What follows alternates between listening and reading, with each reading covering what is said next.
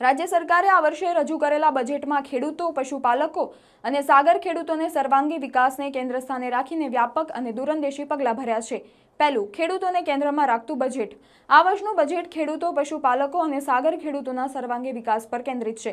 બીજું, કૃષિ યાંત્રિકીકરણ માટે ₹1565 કરોડ, ટ્રેક્ટર, ડ્રોન અને આધુનિક સાધનો દ્વારા ઉત્પાદન વધારવાનો ખર્ચ અને ખર્ચ ઘટાડવાનો પ્રયાસ।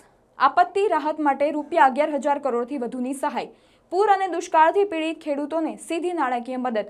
ચોથું, ટેકાના ભાવે ₹18,000 કરોડની ખરીદી।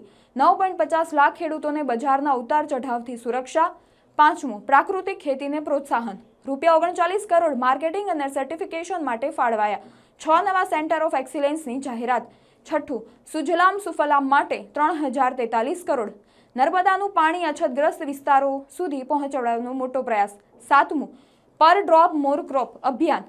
25 લાખ હેક્ટર વિસ્તારમાં પાણી સંરક્ષણ અને કાર્યક્ષમ ઉપયોગ। આઠમું, ગૌમાતા પોષણ યોજના ₹500 કરોડ, ગાયોના સંરક્ષણ સાથે દૂધ ઉત્પાદન વધારવાનો લક્ષ્યાંક।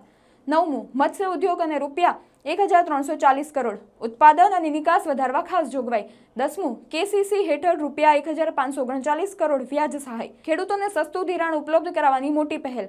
આ બજેટ માત્ર આંકડા નથી, પરંતુ ગ્રામ વિકાસ અને ખેડૂતોની સમૃદ્ધિ તરફનો સ્પષ્ટ રોડમેપ છે।